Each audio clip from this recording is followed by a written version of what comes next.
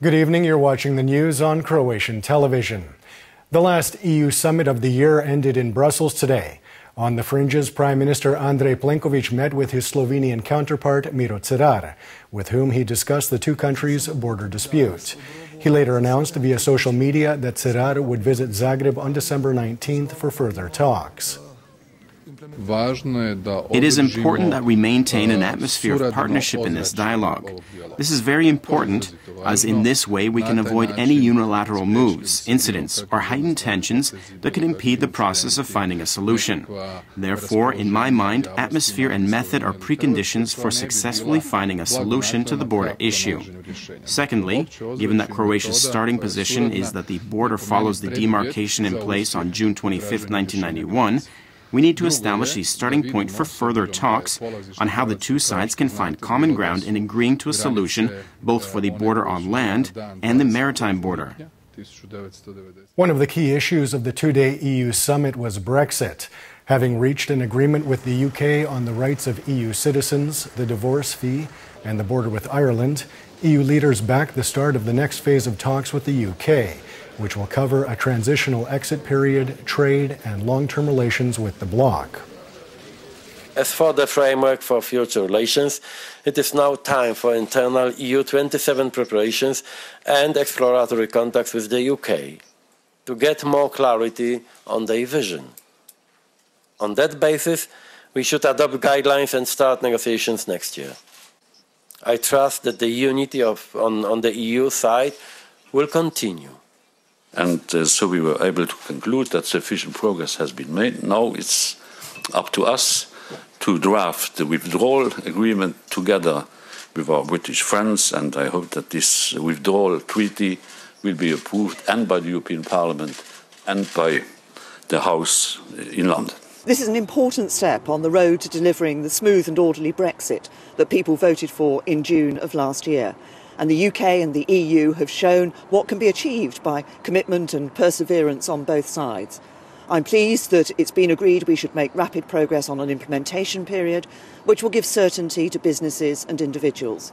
There's still more to do, but we're well on the road to delivering a Brexit that will make Britain prosperous, strong and secure.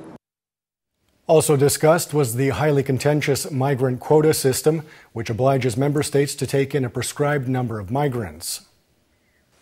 The dispute around mandatory quotas is not over yet, but I hope that with yesterday's debate we have managed to clear the air. Now we need to work hard to find a compromise by June. In other news, Parliament wrapped up its autumn session today. MPs adopted amendments to minimum wage legislation that will raise the minimum salary by 5% as of the new year and ensure that employers pay their workers overtime wages. Parliament will be back in session on January 17th. Here's how MPs assessed this year's work in Parliament. What is considerably better than before is that we are no longer adopting laws in urgent procedure. For the most part, we debate them in two readings. I am hopeful that as early as the start of the next session, we will have amended the rules and procedures, which will ensure a higher quality of debate and which will clearly define solutions which would otherwise be disputable. Debate in Parliament is a mirror image of society, so we can't expect Parliament to be anything different from the citizens it represents. And why shouldn't we debate in the same way citizens do? This was a turbulent year in Parliament, because the majority was maintained through political bartering. Had the democratic procedure been respected, we should be holding early elections, because this majority was achieved through political bartering. I am not satisfied for the simple reason that Parliament did not resolve the crucial problems facing our society. Instead, we dealt with secondary issues. For the most part, short-term issues are those dealing with European directives. President Kolinda Grabar-Kitarović wrapped up her three-day visit to Koprivnica-Križevci County today. She hosted a meeting with some 30 foreign ambassadors to Croatia, where she presented them the region's economic potential. At a press conference, she summed up her successive visits to Bjelovar-Bilogora and Koprivnica-Križevci counties. In summarizing this past week, I will refer to a couple of issues. First and foremost, demographics. I repeat that this is the biggest issue we face. Unfortunately, both the Koprivnica, Križevci, and Bjelovar-Bilogora counties have registered an outflow of residents in recent years. And obviously, the necessary measures have to be put in place to stop this outflow of residents. The Zagreb County branch of the State Prosecutor's Office announced today that it has initiated an investigation against 6 former JNA officials suspected of the rocket attack on Banski Dvori in 1991. They are suspected of trying to kill then-President Franjo Tudjman. As all of the suspects are beyond the reach of the authorities, most of them living in Serbia, it is expected that international arrest warrants will be issued. Croatian MEP Biljana Borzan today presented EU guidelines for food donations, on the basis of which a national program is to be drafted. 2 years have passed since the adoption of rules regulating food donations and the eliminating of value-added tax on donations. In spite of this, more than 1 ton of food is discarded on a daily basis in Croatia. The guidelines prescribe that food must be donated 7 days before its expiry date. Often businesses will keep these items on their shelves until the last day, even if they have to sell them at a discount. We can adopt various tax breaks to encourage them to donate these food items, something that is already done in a number of other member states. As part of the Interior Ministry's Stop Hooliganism program, high school students in Zagreb were shown the German educational film Home Field. The film will be screened in schools throughout the country in an effort to foster tolerance among the youth. These young people must, with our help, come to the understanding that each member of society enjoys equal standing, regardless of their individual worldview or orientation.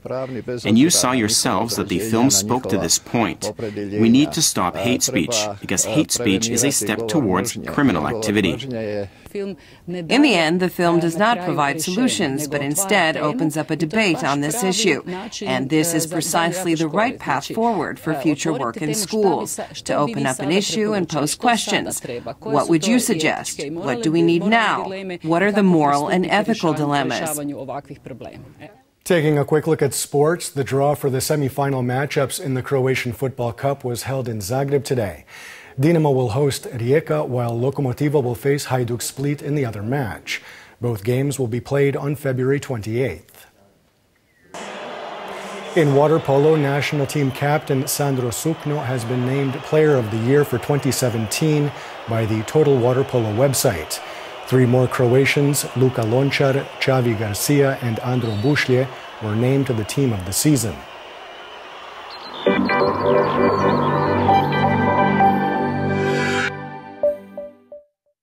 And now the forecast for tomorrow. Overcast with rain in the morning. Southern Dalmatia will see thunderstorms, while inland regions will see some sleet and snow, especially in Gorski Kotar. Precipitation will die down in the second half of the day as skies begin to clear. The coast will see a moderate northwesterly and northeasterly, strong at the foot of the Velebit mountain. Southern Dalmatia will see a strong to gale-forced southeasterly and southwesterly in the morning. Morning lows of -1 to +4 degrees Celsius inland, 5 degrees on the northern coast and 13 in the south, will give way to highs of 0 to 5 degrees in the interior, 6 to 10 on the northern Adriatic, and 11 to 15 in Dalmatia. The 3-day forecast for the interior calls for partly sunny skies and predominantly dry weather. However, it will be noticeably colder. There will be some morning fog. The coast will see more sun on the northern Adriatic on Sunday, while southern parts of the coast will see some intermittent rain. The Konavla region could see some snow. The beginning of the week will see sunnier and more stable weather, but colder. There will be a moderate northeasterly, strong on Monday, with gale-forced gusts at the foot of the Velebit mountain.